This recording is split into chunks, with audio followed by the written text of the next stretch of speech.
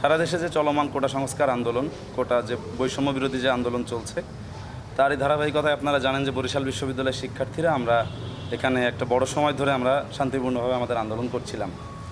তো সেই আন্দোলনের পরিপ্রেক্ষিতে নানা রকম উদ্ভূত পরিস্থিতিতে আমাদের মনে হয়েছে যে আসলে আমরা শিক্ষার্থীরা কি ভাবছি, আন্দোলনকারী শিক্ষার্থীরা কি মনে করছে, সেটা আমাদের গণমাধ্যমের বন্ধুদের সঙ্গে আসলে আমাদের মতবিনিময়টা হওয়া দরকার। সেই জন্য আজকের এই সংবাদ সম্মেলনটা আমাদের ডাকা।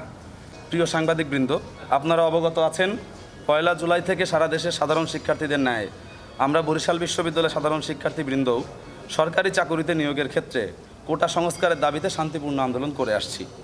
আমাদের যৌক্তিক আন্দোলনের পরিপ্রেক্ষিতে মহামান্য আদালত কোটা সংস্কারের পক্ষে রায় প্রদান করেছে এবং সরকারের নির্বাহী বিভাগ তা অনুসরণ করে প্রজ্ঞাপন জারি করেছে। প্রিয় সাংবাদিকগণ, আমরা বরাবরই শান্তিপূর্ণ এবং অহিংস আন্দোলনে বিশ্বাসী এবং আমরা অহিংস আন্দোলনই করে আসছিলাম। কিন্তু আন্দোলন চলাকালীন সময়ে দেশব্যাপী নানা অনাকাঙ্ক্ষিত ঘটনার পরিপ্রেক্ষিতে আমাদের অনেক ভাই বোন আহত এবং নিহত হয়েছেন। আমরা স্পষ্ট করে বলতে চাই, আমরা কারো অসৎ উদ্দেশ্য সাধনের হাতিয়ার হিসেবে ব্যবহৃত হতে অতীতেও চাইনি, ভবিষ্যতেও চাই না। নির্বাহী বিভাগ আমাদের কোটা সংস্কারের দাবির প্রেক্ষিতে যে সমাধান করেছে, আমরা মনে করি তাদের শিক্ষার্থীদের দাবির প্রতিফলন ঘটেছে। তবে সারা দেশের শিক্ষার্থীদের দাবির পাশাপাশি বরিশাল বিশ্ববিদ্যালয়ের প্রেক্ষাপটে আমাদের কিছু দাবিনামা রয়েছে। আমাদের দাবিগুলো আমাদের আন্দোলনরত শিক্ষার্থী যে রয়েছেন মাহমুদুল হাসান সজীব ও একবার পাঠ করে শোনাবে। প্রথম দাবি হচ্ছে অনতিবিলম্বে হল খুলে দিতে হবে। বিশ্ববিদ্যালয় সংলগ্ন এলাকায় সাধারণ জনগণকে কোনো ধরনের মামলা বা হয়রানি করা যাবে না। শিক্ষার্থীদের বর্তমান ও স্থায়ী ঠিকানায় আইনশৃঙ্খলা বাহিনী কর্তৃক কোনো ধরনের হয়রানি করা যাবে না।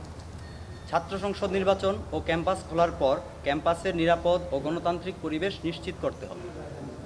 এই আন্দোলনে শিক্ষার্থীদের যে দাবি রয়েছে, সেই দাবিগুলোকেও আমরা আসলে আমাদের এই আন্দোলনের পার্ট মনে করি এবং ওই দাবির সঙ্গে আমাদের বিশ্ববিদ্যালয়ের প্রেক্ষাপটের যে দাবিগুলো আমরা আপনাদেরকে জানালাম, আমরা এই দাবিগুলো আমরা বরিশাল বিশ্ববিদ্যালয় প্রশাসন সহ বরিশালের যে এখানকার স্থানীয় প্রশাসন রয়েছে তাদের কাছে এই দাবিগুলো আমরা জানিয়েছি, যেন আমাদের লোকাল মানুষের কোনো রকম হ্যারাসমেন্ট না করা হয়। শিক্ষার্থীদেরকে আমরা কোনোভাবে কোনো হ্যারাসমেন্টের মধ্যে পড়তে দিতে চাই না এবং ছাত্র সংসদ নির্বাচন সহ বিশ্ববিদ্যালয়ের একটা গণতান্ত্রিক পরিবেশ নিশ্চিতের জন্য যা যা করা লাগে সেই আয়োজন বিশ্ববিদ্যালয় প্রশাসন করবে।